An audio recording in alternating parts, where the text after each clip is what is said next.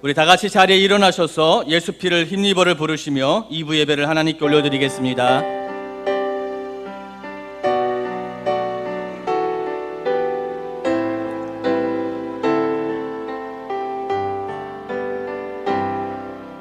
주의 보좌로 나갈 때에 어떻게 나가야 할까? 나를 구원한 주의 십자가 그것을 믿으며 가네. 주의 보좌로 나갈 때에 나 여전히 부족하나. 나를 품으신 주의 십자가 그것을 믿으며 가네. 자격 없는 내 힘이 아니 오직 예수님의 보혈로. 자격 없는 내 힘이 아니 오직 예수님의 보혈로. 십자가의 보혈 완전하신 사랑 힘입어 나아갑니다. 십자가의 보혈 완전하신 사랑 힘입어 예배합니다.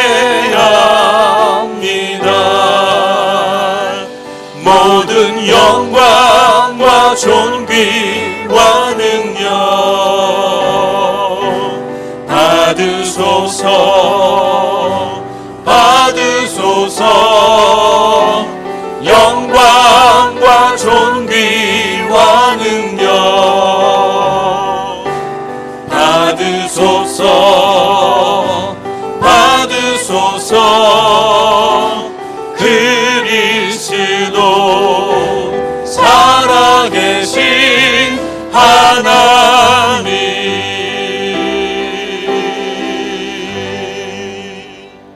사도신경으로 우리의 신앙을 고백하겠습니다.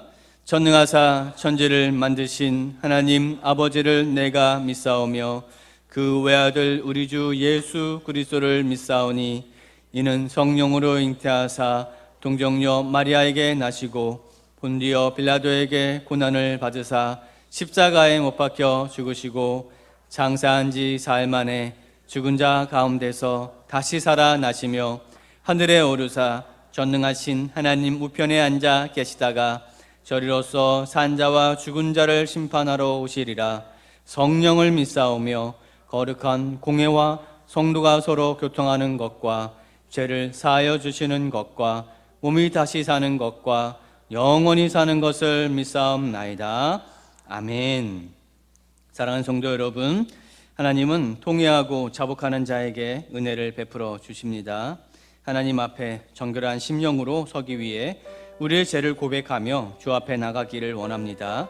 그리고 이 예배가 영과 진리로 드려지는 예배가 되도록 이 예배를 통해 온전히 새로워져서 오직 하나님만 높이는 성도, 하나님만 기쁘시게 하는 사랑교회가 되도록 우리 함께 기도하기를 원합니다. 기도하겠습니다. 사랑의 하나님 감사합니다. 주님 앞에 우리가 엎드립니다. 예배 자리에 왔습니다.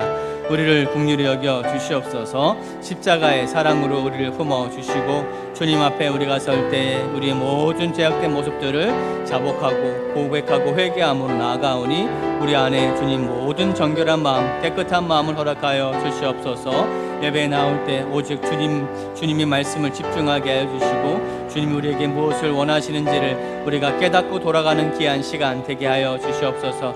이 삶의 중심을 주님께 드리며 주일 성서를 통하여 한 주를 또한 중심 잡고 돌아가며 나아갈 수 있는 믿음의 성도들 되게 하여 주시옵소서. 말씀의 은혜를 누리게 하시고 찬양에 우리가 하나님께 감사 영광 올려드리며 기도에 우리의 목소리를 올려드리며 하나님께 영광 올려드릴 수 있는 귀한 시간 되게 하여 주시옵소서. 예배 가운데 주님이 홀로 영광 받아 주시고 하나님께 높이 영광 올려드리는 우리의 삶이 되게 하여 주시옵소서. 주님 감사드립니다. 자리에 앉아주시기 바랍니다. 우리를 대표해서 김상헌 장로님 기도해 주시겠습니다.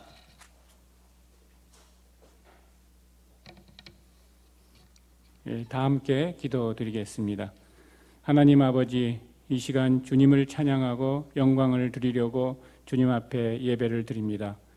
오늘 예배를 통해 주님의 은혜와 사랑을 더욱 기억하고 주님의 뜻을 배우고자 합니다. 주님의 성령을 우리에게 내려주시고 주님의 지혜와 인내, 사랑을 우리에게 부어주세요. 주님, 우리의 모든 부족함을 주님의 풍성한 은혜로 채워주시길 간곡히 원합니다.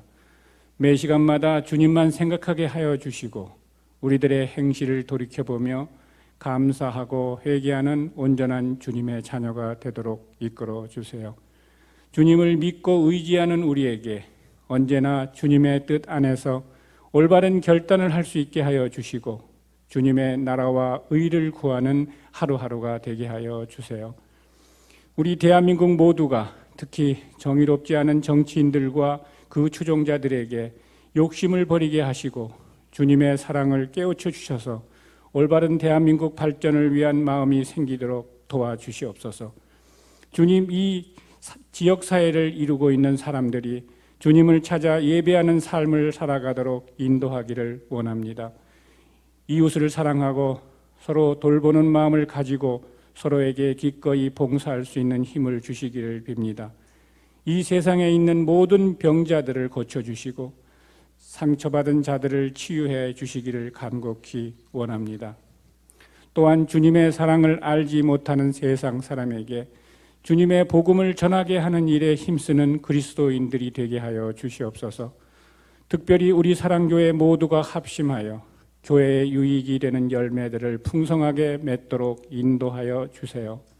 교회의 목회자들과 섬기는 자들에게 주님의 지혜와 힘을 주시고 성령으로 강건하게 이끌어 주시기를 원합니다. 또한 교회의 부흥을 위하여 마음을 쏟고 영혼을 쏟는 기도를 할 수 있게 도와주시고 섬기는 일에 앞장서며 한순간도 주님의 영광을 가린 일이 없도록 우리 모두를 인도하여 주시옵소서.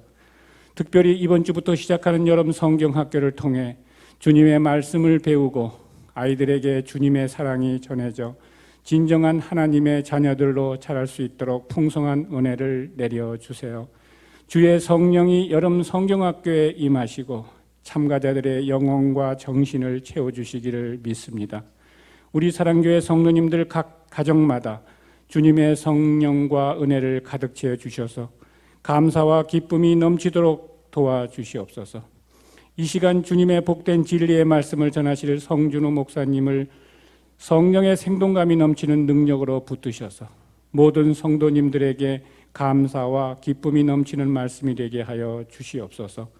한 주간도 우리 사랑교회 성도님 모두 착한 주님의 자녀로 주님의 사랑 안에서 축복받는 삶을 살아가도록 은혜를 주시옵소서. 전능하신 우리 주 예수 그리스도 이름으로 기도드립니다. 아멘.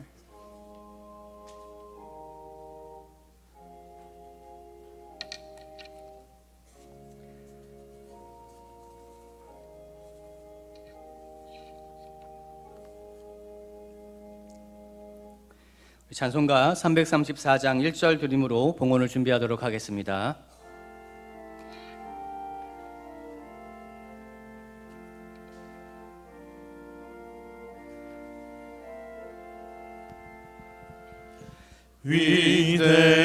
위대하신 주를 나 기억하겠네.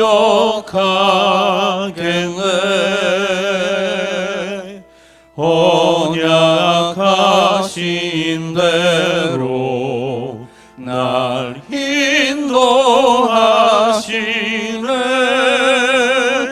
저 담비와 같은 은혜 늘 내려주시니 그 크신 주의 사랑 날 구속하셨네.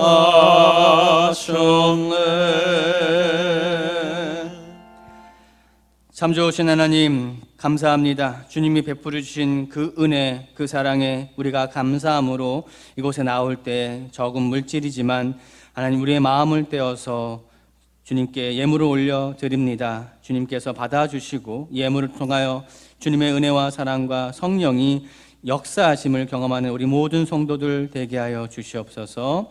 하나님, 우리의 마음에 적은 물질이지만 이 물질이 쓰여지는 곳곳마다 하나님이 원하시는 곳, 하나님이 기뻐 받으시는 곳에 쓰여지게 하시고 그것을 통하여 주님의 영광의 역사가 30배, 60배, 100배의 은혜로 채워지는 역사가 있게 하여 주시옵소서. 우리의 기도 소원도 주님 아시오니 우리 모든 성도들의 기도의 소원 주님이 응답하시고 주님이 주시는 감사로 채워지는 역사가 있게 하여 주시옵소서. 감사드렸고 살아계신 예수님의 이름으로 기도합니다. 아멘. 우리 2절과 3절 드림으로 찬양함으로 봉헌하겠습니다.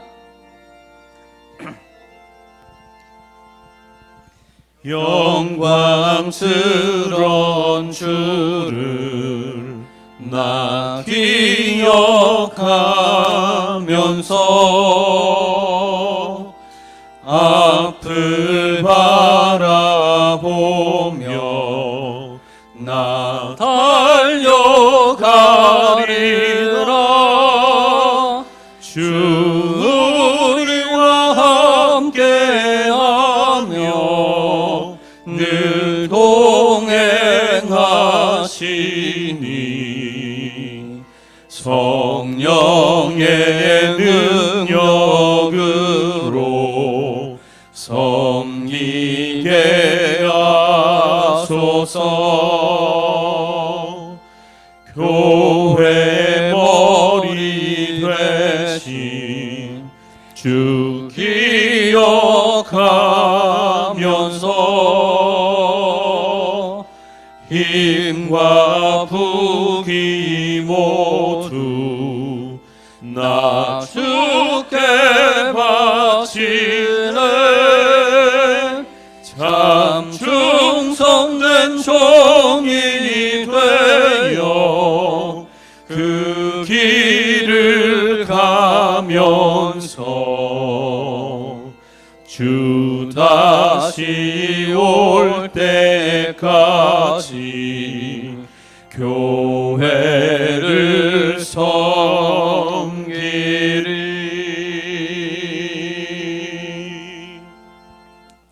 오늘 우리에게 주신 하나님의 말씀은 요한복음 4장 19절에서 30절의 말씀입니다. 요한복음 4장 19절에서 30절의 말씀 교독하도록 하겠습니다. 제가 먼저 교독합니다.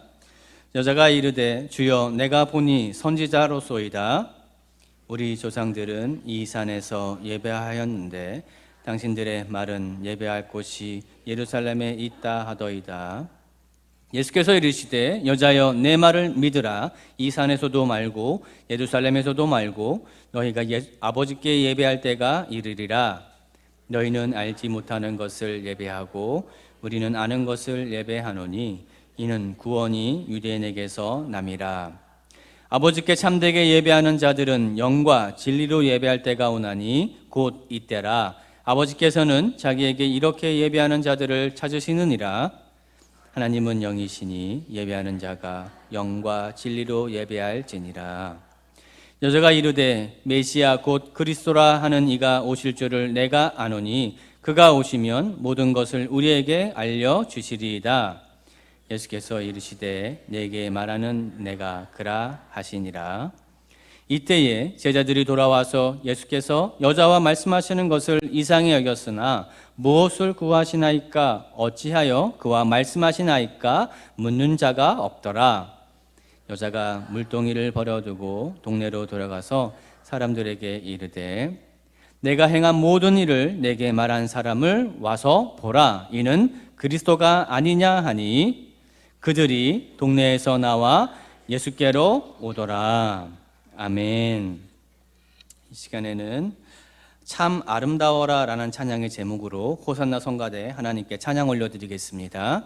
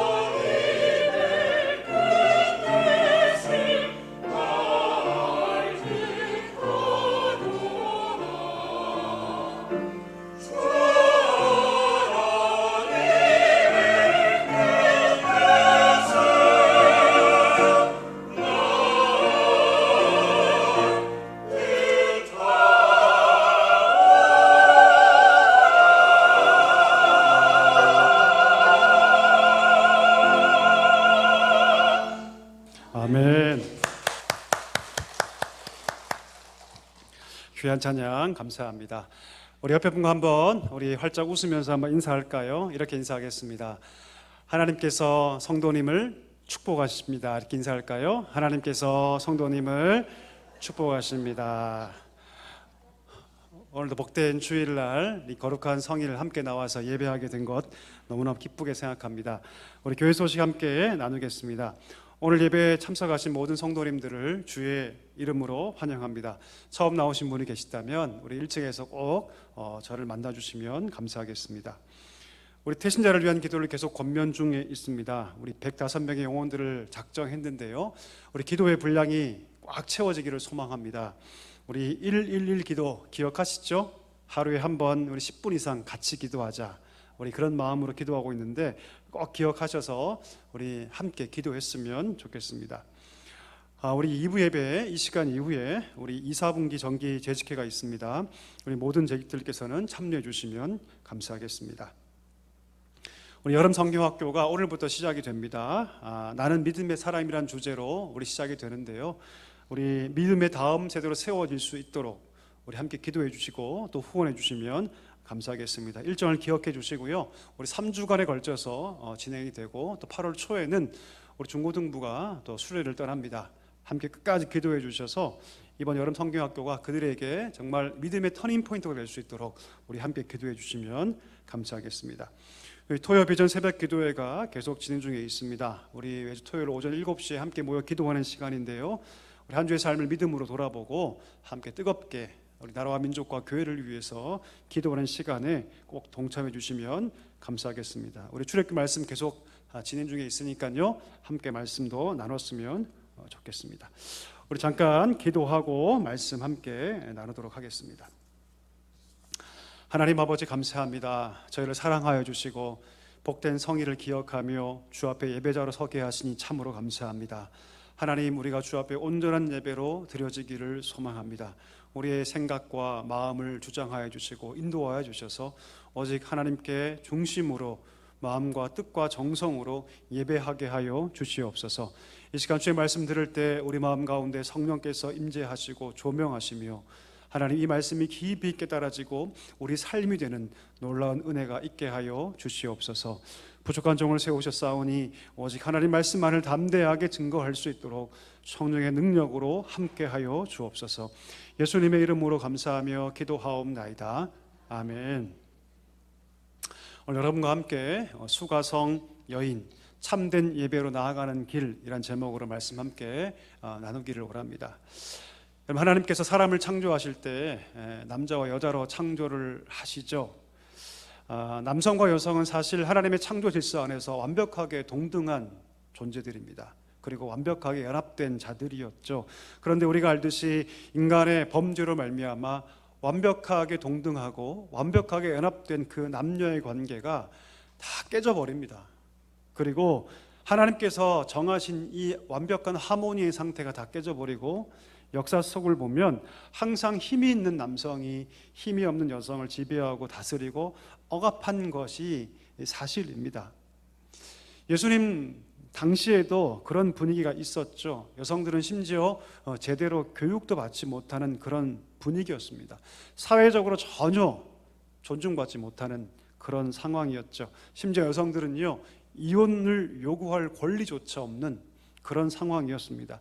남편들이 아무리 학대를 해도 아무리 부당하게 대우해도 참고 지내야만 하는 그런 상황. 남성들은 그 반대로 여성들이 조금만 잘못하면 마음에 안 들면 그냥 이혼 증서를 써서 한 푼 주지 않고 내쫓기 일쑤였던 것이죠.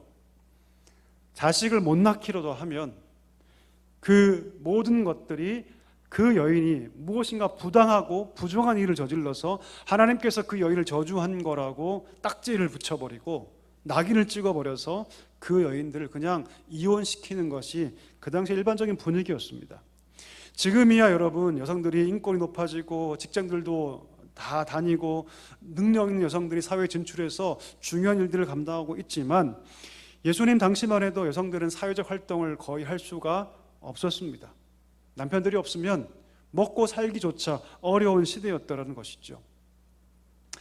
그나마 고아와 과부는 사회적인 동정심이라도 있었습니다. 하지만 이혼당한 여인들은 여러분 정말로 먹고 살기 힘든 그런 시대였습니다. 뿐만 아니죠. 사람들은요, 이혼당한 여인들에게 무엇인가 굴레를 씌워서 곱지 않은 시선으로 바라봤기 때문에 이 이혼당한 여인들은요, 이중고를 겪어야 했습니다. 때문에 정말 살기 위해서, 생존을 위해서 이혼당한 여인들은 다른 남자와 재혼해야만 했습니다. 재혼하지 않으면 당장 살 수가 없었거든요. 남성 중심 구조 때문에 이 모든 분위기가 유대뿐 아니라 그 당시에 사마리아 혹은 팔레스타인 전 지역에 이런 분위기가 팽배했습니다. 오늘 본문에 보니까 결혼을 5번이나 하고 또 재혼했던 한 여성이 오늘 본문에 등장합니다. 많은 사람들이 이 연을 볼 때 어떻게 평가하냐면 남편을 여러 명 갈아치운 여자, 말 자체가 뭔가 부정적이죠. 남편을 여러 번 갈아치우고 아주 억세고 대가 세고 물러난 여인으로 이 여인을 알고 있는데 사실 그렇지가 않습니다. 그것은 여러분 이 시대의 상황을 잘 알지 못하기 때문이죠. 오히려 시대 상황을 고려했을 때 이 여인은 남성 중심의 사회 구조 속에서 어쩔 수 없이 여러 번 이혼을 당해야만 했던 그런 피해자일 수 있다는 것이죠. 사람들은 이 여인의 어떤 과거 이력만 보고 판단하고 정죄합니다. 동네 사람들은 아마도 이 여인을 부정한 여인으로 취급했을 거예요. 낙인 찍었을 겁니다. 아마 심각하게는 더러운 여인으로 이 여인을 매도했을지도 모르겠습니다. 오늘 본문에 보니까 이 여인이 물길로 오는데요. 언제 물길로 오냐면 유대의 시간으로 6시에 물길로 옵니다. 6시가 여러분 새벽 6시가 아닙니다. 우리의 시간으로 따지면 낮 12시죠. 정오입니다. 요즘 햇빛이 굉장히 강하지 않습니까? 여러분 이 햇빛에 저기 밖에 길에서 한번 서 계셔 보십시오. 참을 수 있나요, 여러분? 힘들죠. 고통스럽죠. 그 당시가 그랬습니다. 햇빛이 강렬하게 내비치는 그런 시간에 물길로 온다는 것은 거의 하지 않는 일입니다. 때문에 여러분 그 당시 팔레스타인에서는요 12시부터 2시까지는요 너무나 덥기 때문에 대부분 활동을 하지 않습니다. 더군다나 물 길르는 것은 이것은 상상할 수 없는 그런 일이었던 것이죠. 그런데 이 여인은 다른 사람들의 그 시선을 피하기 위해서 아무도 오지 않는 가장 빛이 강렬한 낮 12시에 물길로 왔던 것입니다. 강렬한 태양빛보다 어쩌면 주변 사람들의 그 따가운 시선이 더 두려웠을지도 모르겠습니다. 한낮의 그 태양빛보다 어쩌면 더 따가운 그 사람들의 시선이 싫어서 그 시선을 피하기 위해서 그 햇빛을 온몸으로 다 받으면서 물을 길러 나와야 했던 이 여인의 마음이 여러분 어떤 마음이었을까요? 사람들에게 손가락질을 받고 멸시당하고 비난받고 왕따당하는 이 외로운 여인을 오늘 누가 찾아오시냐면 예수님이 찾아오세요. 오늘 수가성 여인과 예수님 만나는데요, 여러분 이 만남은 절대로 우연히 이루어진 것이 아닙니다. 이 만남은 철저하게 예수님께서 의도하신 만남이고 예수님께서 계획하신 만남인 것을 우리가 알아야 합니다. 어떻게 알 수 있냐면 그 당시 예루살렘과 여러분 갈릴리를 이어가는 길이 있었는데 가장 빠른 길이 바로 이 수가성이 있던 사마리아 지방을 통과하는 길이었습니다. 근데 여러분 유대인들은 그 길을 사용하지 않아요. 그 길을 일부러 가지 않습니다. 남쪽에 있는 예루살렘에서 갈릴리로 갈 때 오히려 요단강 쪽으로 우회하는 도로를 택합니다. 일부러 사마리아인이 있는 땅에 가지 않죠. 왜 그럴까요? 유대인들이 그만큼 사마리아인들을 혐오했기 때문입니다. 여러분 미워하는 분들이 가끔 계시죠? 그분들 근처에도 가고 싶지 않으시죠? 아닌 것처럼 하셔도 제가 다 압니다, 여러분. 저도 그럴 때가 있었거든요. 정말 싫은 사람은요 숨소리도 듣고 싶지 않아요. 그럴 때가 있지 않습니까? 오늘 유대인들이 사마리아인에게 딱 그렇게 했다라는 것이죠. 여기는 역사적 배경이 있죠. 우리가 알듯이 BC 722년에 북이스라엘인 아수르에 멸망당합니다. 근데 이 아수르가 아주 고약스러운 게 뭐냐면 이 민족의 정체성 혹은 종교성을 말살시키기 위해서 어떤 정책을 피냐면 민족 혼합 정책을 펴요. 일부러 피를 섞는 거죠. 일부러 이방인들을 이주시켜 와서 그 땅에 살게 하면서 강제로 혼혈 정책을 펼칩니다. 원래 이들은 여러분 아브라함 자손이죠. 야곱의 후손들이죠. 그런데 이 아수르 통치 기간에 그들의 그 순수했던 혈통이 다 무너집니다. 바로 예수님 당시에 이 사마리아에 살던 사람들이 바로 이런 자들이었습니다. 사실은 따지고 보면 역사적으로 혈통적으로 형제임에도 불구하고 이방인의 피가 섞였다는 이유로 그 당시에 유대인들은요 상종도 하지 않았습니다. 심지어 이방인보다 더 악하고 나쁜 존재, 더러운 존재. 그래서 여러분 유대인들은요 사마리아인들을 개로 불렀습니다. 개. 나는 개와 상종하지 않는다. 여러분 잘 보면 참 개가 얼마나 좋은 동물입니까? 참 이런 얘기할 때마다 개들은 참 미안해요. 예. 정말로 유대인들은 여러분 그들을 개 취급했어요. 그런데 오늘 보니까 예수님이 그 사마리아 땅을 지나가십니다. 유대인들이 싫어하는 사마리아 사람, 그 중에서도 그 사마리아 사람조차도 싫어하는 이 한찮게 여기는 이 여인, 5번이나 결혼했던 이 여인을 만나기 위해서 예수님 오늘 찾아오신 것입니다. 사회적으로 외면당하고 왕따당했던 이 여인을 주님 먼저 찾아오셨습니다. 그리고 그 우물가에서 이 수가성 여인에게 먼저 말을 거시죠. 뭐라고 말씀하십니까? 여인이여, 내게 물을 좀 달라. 물을 달라. 물을 달라는 예수님 말씀에 이 여인이 화들짝 놀랍니다. 그리고 이렇게 얘기하죠. 아니, 당신은 분명히 유대인인데 어찌하여 나 같은 사마리아 여인에게 물을 달라고 하십니까? 이건 이해할 수가 없습니다. 여러분, 그 당시 유대인들이 가장 중요히 여겼던 법이 무엇이냐면 정결법이었어요. 정결법. 그 당시 유대 사회는 이미 성전도 거의 무너져 내려가고 있었고요, 제사 또한 거의 시행되지 않은 그런 때입니다. 그래서 여러분, 유대인들이 자기의 정체성을 가장 중요하게 앞세울 수 있는 가장 중요한 법이 무엇이냐면 바로 정결법이었어요.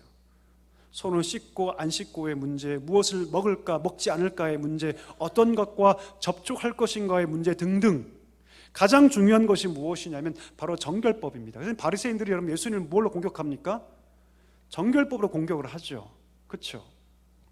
이런 맥락을 다 알고 있는데 사마리아 여인이 떠주는 그 물을 먹는다? 이건 상상할 수 없는 거죠.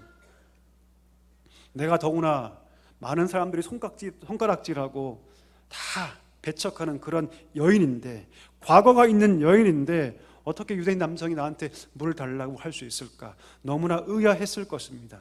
예수님 다 아셨어요. 그 마음을 다 아셨습니다. 그리고 이렇게 말씀하시죠.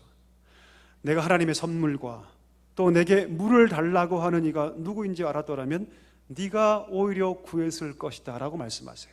무슨 말입니까? 이 말을 하고 있는 내가 누구인지 여인이여 당신이 알았더라면 오히려 당신이 나에게 그 물을 달라고 얘기했을 겁니다라고 말합니다. 그때 여인이 말하죠. 아니, 무슨 말입니까? 우리가 지금 이 야곱의 우물에서 물을 길러 먹고 있는데, 이 야곱의 우물이 보통 우물입니까?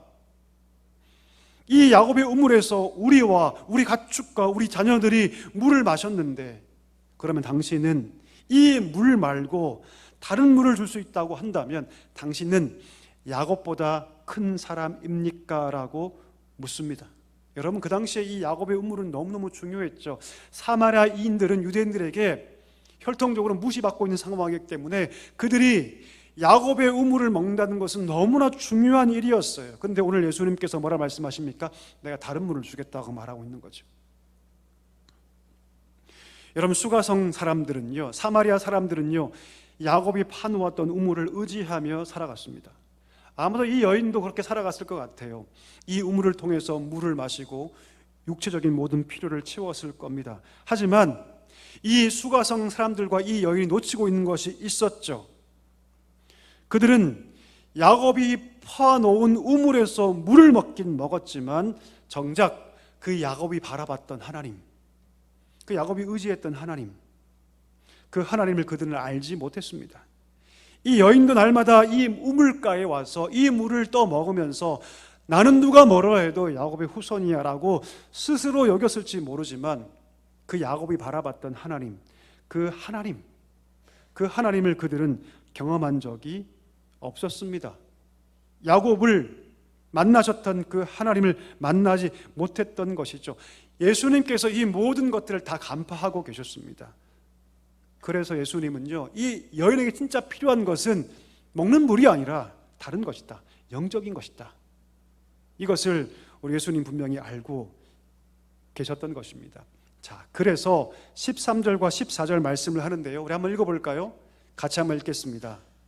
예수께서 대답하여 이르시되 이 물을 마시는 자마다 다시 목마르려니와 내가 주는 물을 마시는 자는 영원히 목마르지 아니하리니 내가 주는 물은 그 속에서 영생하도록 솟아나는 샘물이 되리라. 아멘. 무슨 말입니까? 이 땅에서 나는 물은, 이 야곱의 우물이 아무리 대단해도 이 우물을 아무리 많이 마셔도 결국 우리는 어떻게 된다? 목마를 수밖에 없다.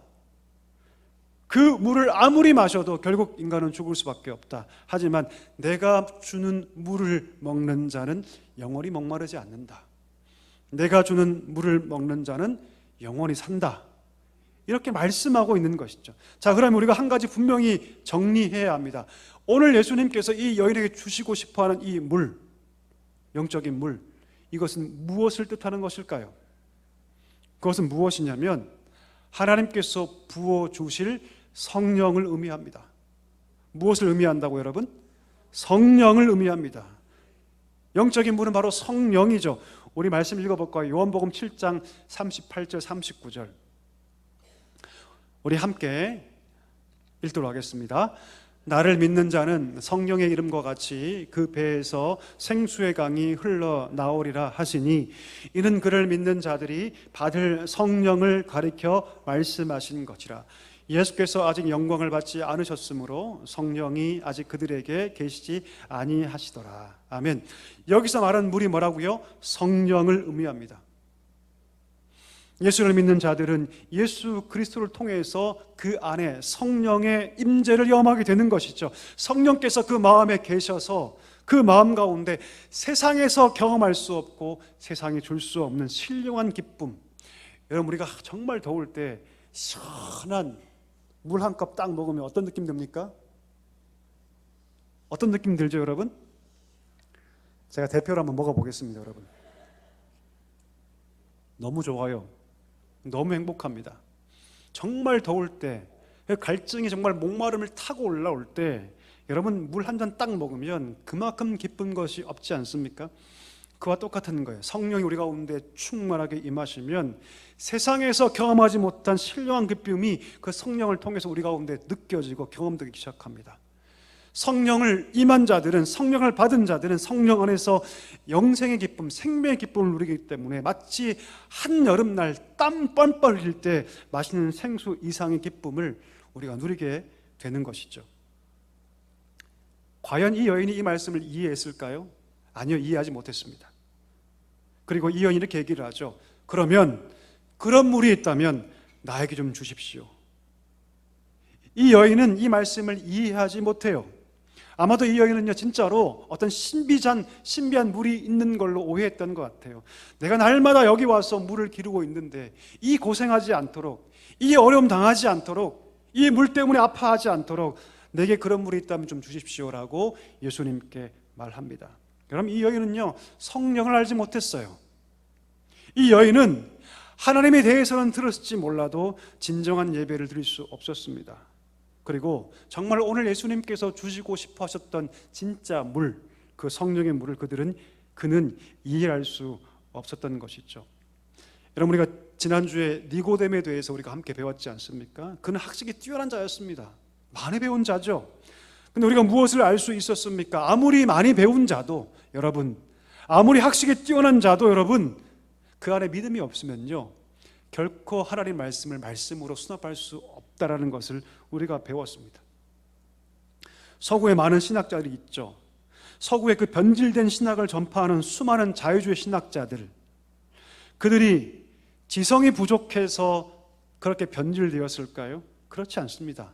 하나같이 그들은 똑똑한 자들이에요. 많이 배운 자들입니다. 성경을 수십 번 우리 이상으로 알고 있는 자들입니다. 그런데 왜 그럼에도 불구하고 그들은 변질된 신학을 주장할까요? 하나님이 없다고 얘기할까요? 지옥도 없다고 얘기할까요? 예수 그리스도 다 가짜라고 왜 얘기할까요? 성령과 그의 모든 사역은 다 거짓말이라고 왜 얘기할까요? 그 이유는 단 한 가지입니다. 그 가운데 믿음이 없기 때문입니다. 믿음. 오직 믿음으로 우리가 이 말씀을 하나님 말씀으로 수납하기 때문이죠. 제가 다녔던 여러분 총신대학원에 가면요, 가장 첫 번째 그 학비에 가장 첫 번째가 무엇이냐면 신자가 되라면 신자가 되라. 왜요, 여러분?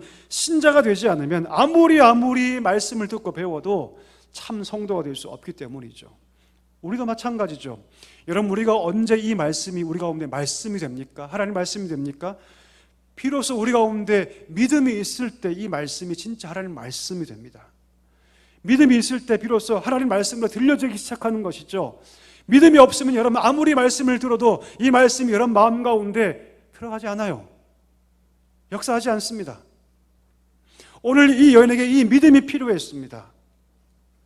예수님은 이 믿음을 이 여인에게 주고 싶으셨어요. 그래서 감히 할 수 없는 말씀을 딱 하고 던지시죠. 어떤 말씀입니까? 가서 누구를 데려와라?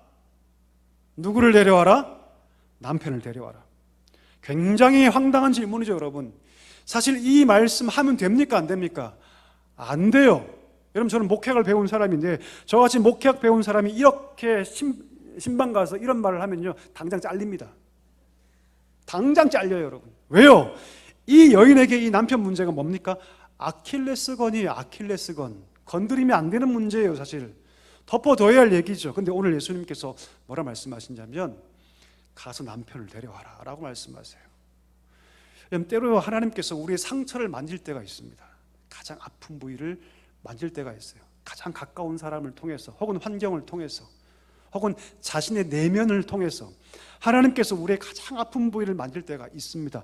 왜 그렇게 하실까요? 그것은 무엇이냐면 그것이 깨어지지 않으면, 그것이 찢어지지 않으면 거기에 믿음이 들어가지 않기 때문입니다. 오늘 여인이 딱 그랬습니다. 오늘 남편의 문제가 이 여인에게 가장 중요하고 가장 아픈 아킬레스건인데 오늘 예수님은 그것을 건드리고 있습니다. 남편을 데려와라. 그 의미는 무엇입니까? 이 여인의 본질적인 상처를 치료하고 더 나아가서 이 여인에게 진짜 믿음을 주고 싶으셨기 때문입니다. 그 여자가 말하죠. 뭐라고 얘기합니까? 난 남편이 없습니다 라고 대답합니다. 난 남편이 없습니다.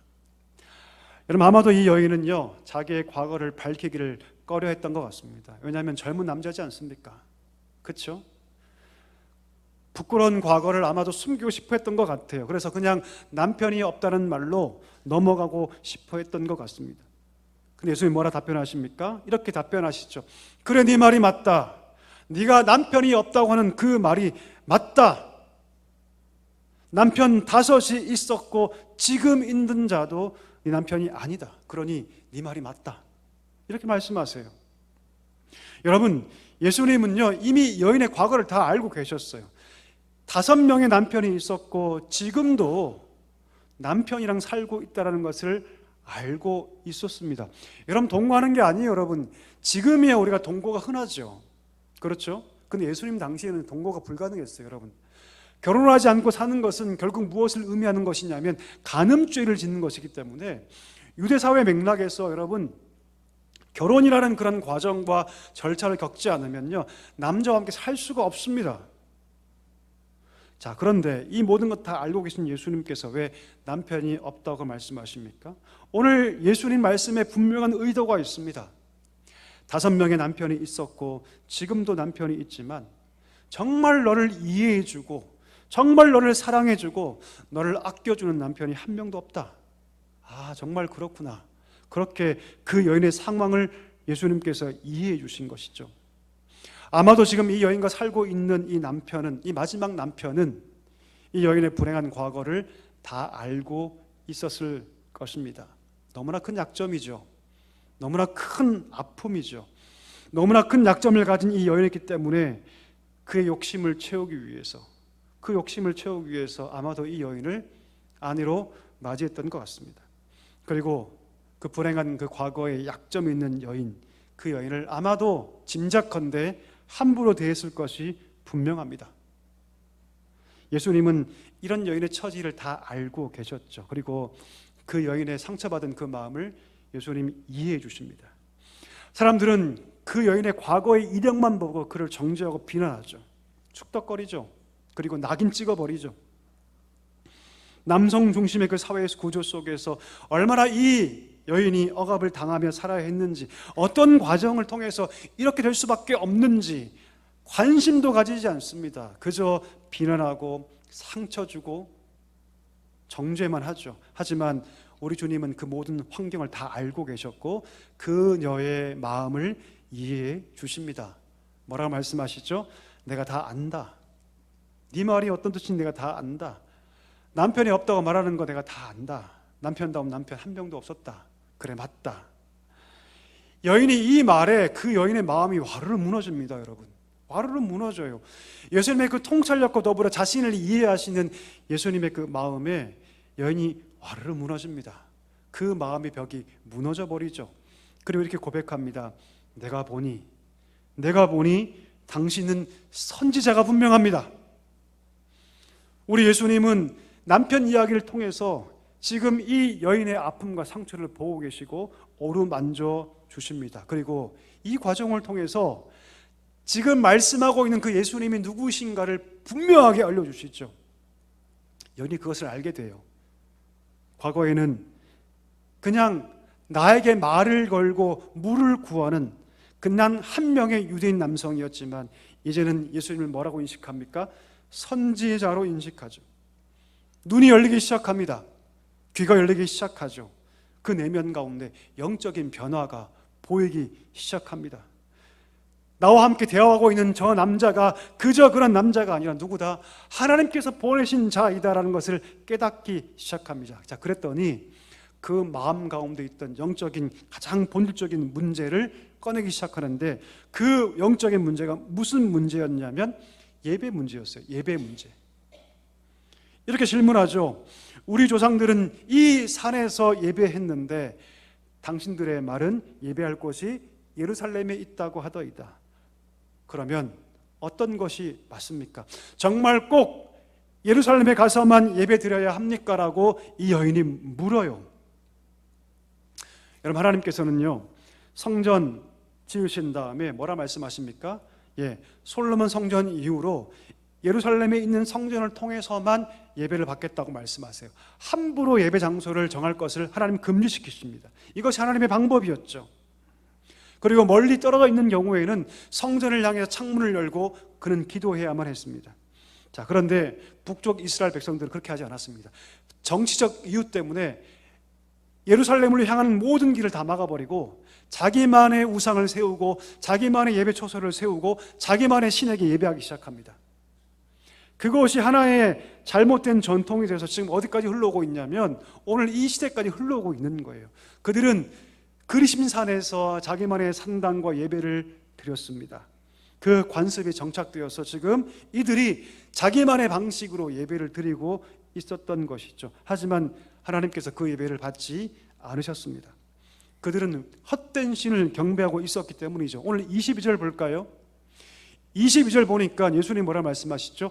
너희는 알지 못하는 것을 예배한다라고 말하죠. 그리고 우리는 아는 것을 예배한다, 이렇게 말씀하세요.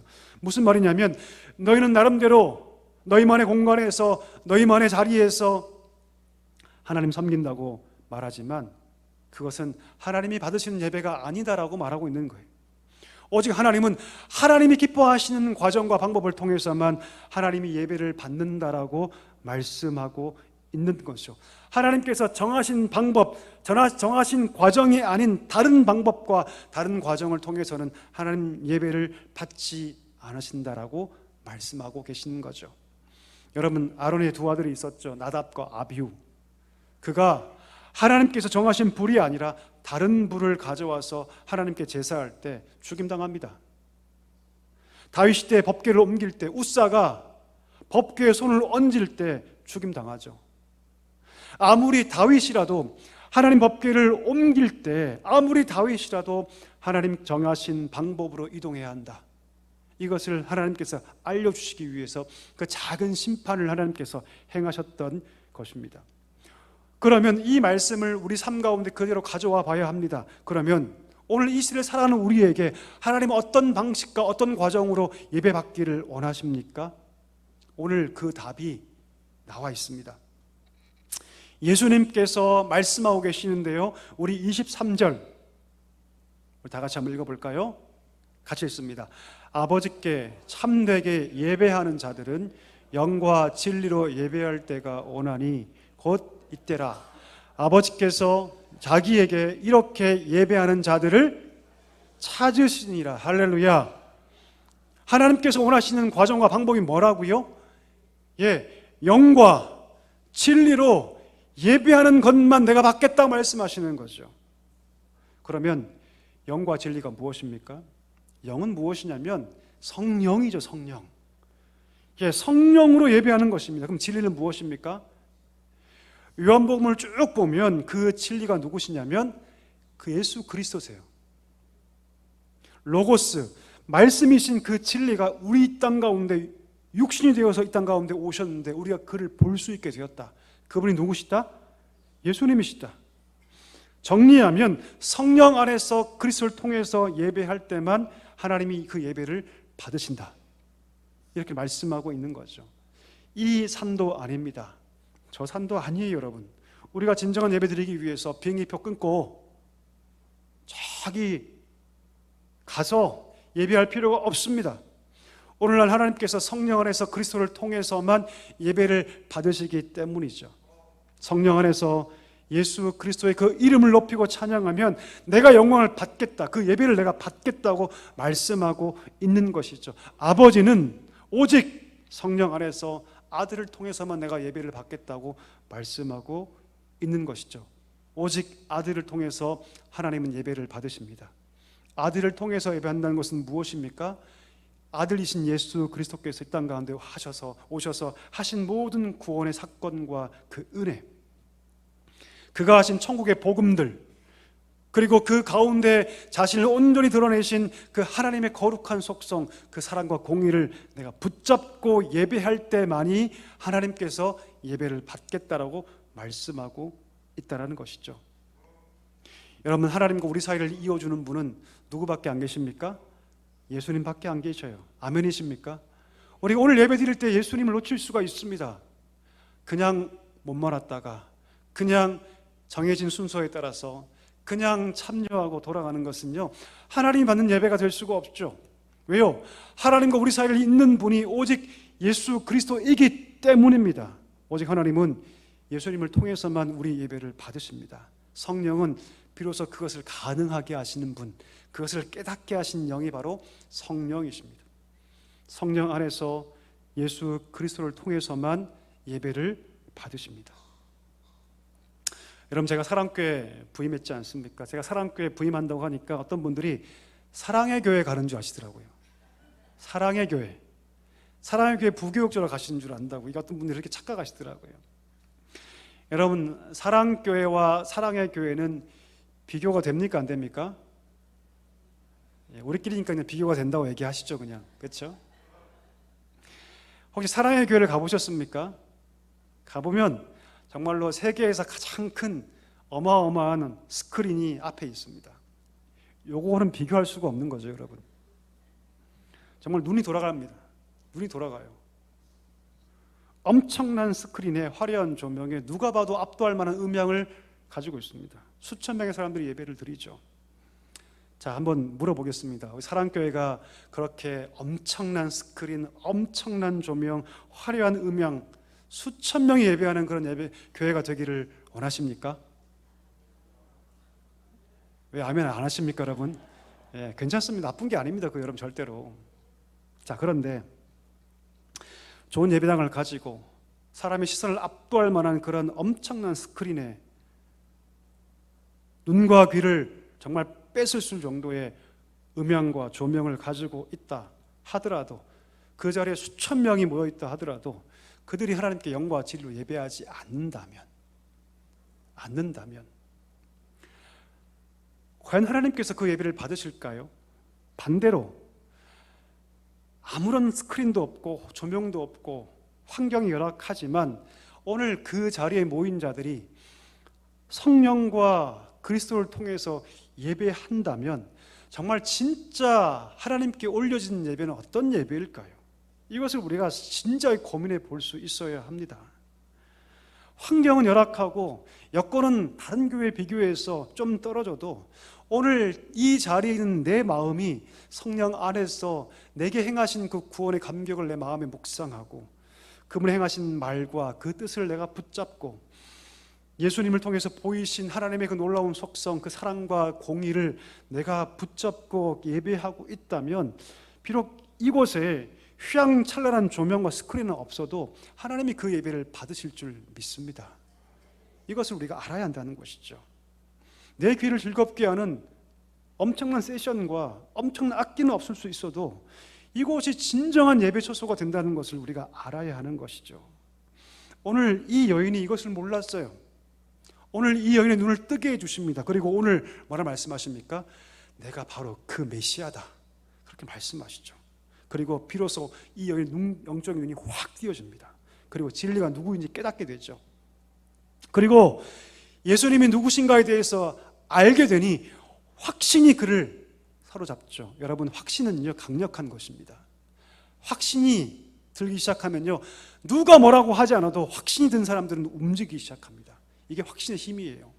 내가 믿음이 있고 내가 성경도 알고 내가 교회 다니는데 내가 움직이지 않아요. 내 삶이 움직이지 않습니다. 그것은 무엇입니까? 내 믿음이 부족한 거죠. 확신이 아닌 거죠. 여러분, 확신은요 삶을 움직이게 하는 힘이 있습니다. 오늘 이 여인이 내가 바로 메시아다 말하는 그 말씀 앞에 확신을 갖게 됩니다. 그리고 뭘 버려둡니까? 물동이를 버려두고 어디로 갑니까? 자신에게 비난했던 동네 사람들을 찾아갑니다. 그리고 뭐라고 얘기합니까? 내가 메시아를 만났다, 와서 보라. 내가 메시아를 만났다, 와서 보라. 이런 물동이가 얼마나 그 여인에게 중요합니까? 이 물동이 메고 가지 않으면 그 남편에게 욕먹을 수 있습니다. 비난받을 수 있어요. 그런데 그 물동이 다 버려두고 오늘 그가 만났던 메시아를 증거하기 위해서 가장 가고 싶지 않던 사람들, 그 동네 사람들에게 찾아가서 오늘 예수님을 증거하고 전도하고 그들을 인도하는 훌륭한 복음 전도자가 되었던 것입니다. 말씀을 정리하기를 원합니다. 오늘 이 여인은 육신의 물을 기르려고 왔지만 영적인 물이신 그리스도를 만납니다. 그리고 뭘 버려둡니까? 물동이를 다 버려둡니다. 이 물동이가 무엇입니까? 그토록 그 전에 찾고 찾았던 모든 세상적인 것들이 물동이 아닙니까? 세상의 우물에서 채우고자 노력했지만 채울 수 없는 것. 여러분, 세상의 것들은요 결코 우리를 만족시킬 수 없습니다. 우리 이 썩어질 인생에 참 만족을 줄 수 없습니다. 누구만이 우리에게 이 만족을 주십니까? 우리 영혼의 참된 안식과 만족이 오직 예수 그리스도 안에 있다는 것을 여러분 믿을 수 있기를 축복합니다. 그분을 만날 때 우리가 비로소 채워집니다. 그분을 만날 때 헛된 물 웅덩이, 물 그릇을 버릴 수가 있어요. 왜요? 진짜 우리가 채워졌기 때문이죠. 여러분, 우리는 지금 무엇을 찾고 있습니까? 우리는 무엇을 바라고 있죠? 무엇이 과연 우리 심장을 뛰게 하고, 무엇이 과연 우리 삶을 쓰게 하고, 과연 우리가 무엇 때문에 그렇게 열심히 살고 있습니까? 그것이 여러분 헛된 것은 아닙니까? 헛된 물, 먹어도 채워지지 않는 헛된 물, 그것 때문에 우리는 그렇게 열심히 살고 있는 것은 아닙니까? 여러분, 그것은 결코 우리의 영혼의 그릇을 채울 수가 없습니다. 오직 그리스도 그 한 분만이 우리 영혼을 채울 수 있다는 사실을 기억할 수 있게 되기를 주의 이름으로 축복합니다. 오직 주님께만 소망을 두고 주님을 사랑하는 복된 성도들, 그래서 영과 진리로 예배할 수 있는 우리 사랑교회 모든 성도님 될 수 있기를 주의 이름으로 간절히 축복합니다. 우리 다 함께 일어나셔서 이 결단의 찬양 부를 텐데요, 예배자란 찬양입니다. 너무너무 좋은 찬양인데 우리 이 찬양 하나님께 올려드리면서 우리 결단의 찬양 하나님께 올려드리겠습니다.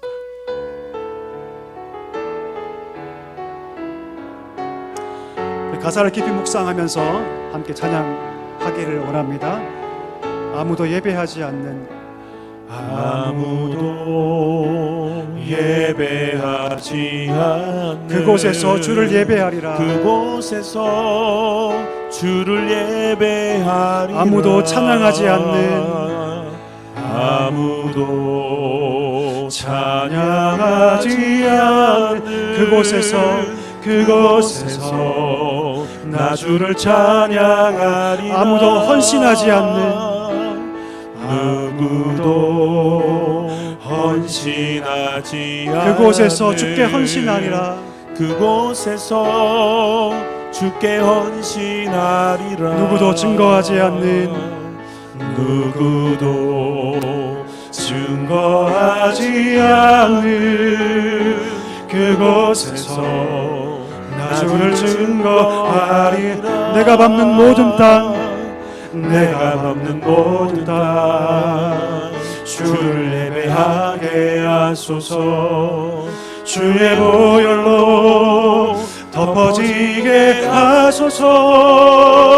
내가 선이고 주의 거룩한 곳 되게 하소서. 주의 향기로 물들이소서. 하소서. 내가 밟는 모든 땅, 내가 밟는 모든 땅 주를 예배하게 하소서. 주의 보혈로 덮어지게 하소서. 내가 선이고 주의 거룩한 곳 되게 하소서. 주의 향기로 다시 한번 찬양하겠습니다. 내가 밟는 모든 땅, 내가 밟는 모든 땅 주를 예배하게 하소서. 주의 보혈로 덮어지게 하소서. 내가 선이고 주의 거룩한 곳 되게 하소서. 주의 향기로 물들이소서. 주의 향기로 물들이소서. 주의 향기로 물들이소서. 주의 향기로 물들이소서. 주의 향기로 물들이소서. 우리 시간에 우리 말씀 붙잡고 우리 기도하는 시간 갖도록 하겠습니다. 여러분 무엇을 찾고 계십니까? 어떤 물을 구하고 계십니까? 여러분들이 그토록 바라고 구하는 물은 무엇입니까? 혹시 먹어도 채워지지 않는 이 땅의 물을 구하고 있지는 않습니까? 하나님 오늘 우리에게 오직 예수 그리스도만이 너의 영혼을 채울 거라고 말씀하고 계십니다. 영원한 생명수는 오직 주님밖에 없다고 말씀하고 계십니다. 이 시간 기도할 때 하나님 나를 채워 주옵소서. 세상의 물이 아니요 영원한 생명수 되시는 예수님 나를 채워달라고 기도하기를 원합니다. 오직 예수님께만 소망을 두고 살아가는 복된 삶이 되게 하여 주옵소서. 그리하여 영과 진리로 예배하는 진정한 예배자가 될 수 있도록 내 삶을 인도해달라고, 우리 가정을 인도해달라고 함께 우리 말씀 부여잡고 함께 통성으로 기도하는 시간 갖도록 하겠습니다. 우리 다 같이 기도하겠습니다. 하나님 아버지 감사합니다. 믿음으로 기도하며 나아갑니다. 우리는 지금 무엇을 구하고 있습니까? 무엇을 찾고 있습니까? 우리가 그토록 바라고 구하는 물은 세상의 것은 아닙니까? 우리 자신을 돌아보게 하여 주옵소서.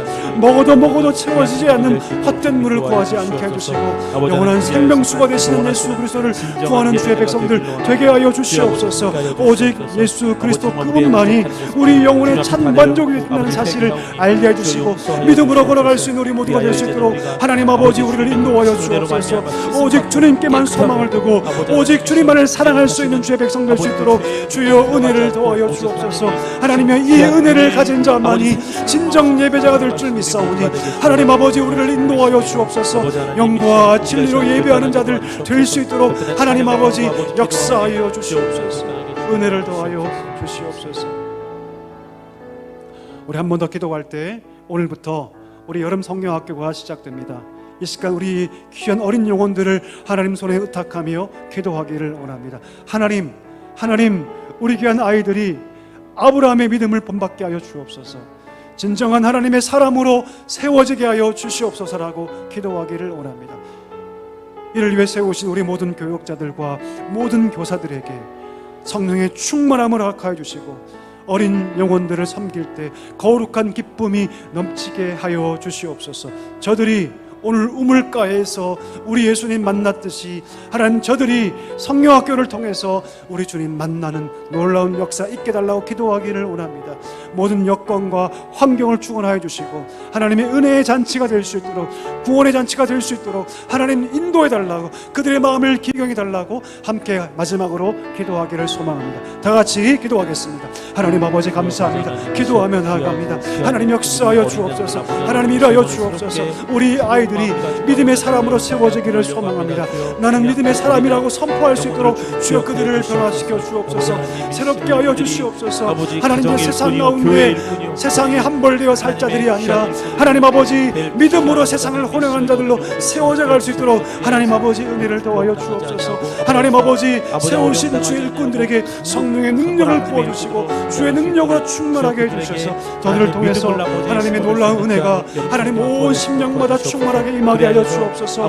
하나님 역사하여 주옵소서. 하나님 모든 환경과 여건을 수정하여 주시고 그들의 마음을 먼저 준비시켜 주셔서 하나님 아버지 말씀을 들을 때 아멘하게 하여 주시고 믿음을 합하여 말씀을 듣게 하여 주시고 저들이 하나님께 나와 거룩한 결단으로 나아갈 수 있도록 하나님 아버지 은혜를 더하여 주시옵소서. 역사하여 주시옵소서.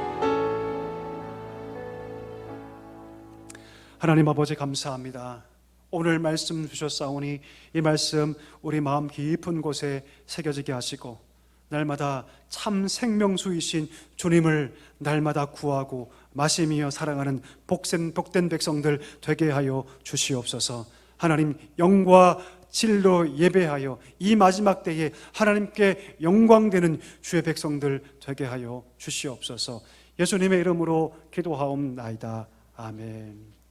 지금은 우리 구주 예수 그리스도의 은혜와 하나님 아버지의 다함없는 사랑과 성령의 위로 충만 교통하심이 참 생명수이신 우리 주님을 그 마음에 모시며 날마다 참된 예배자로 자신을 하나님께 드리기를 소망하시는 사랑교회 모든 성도님들과 그 가정 위에 이제와 영원까지 함께 있기를 간절히 축원하옵나이다.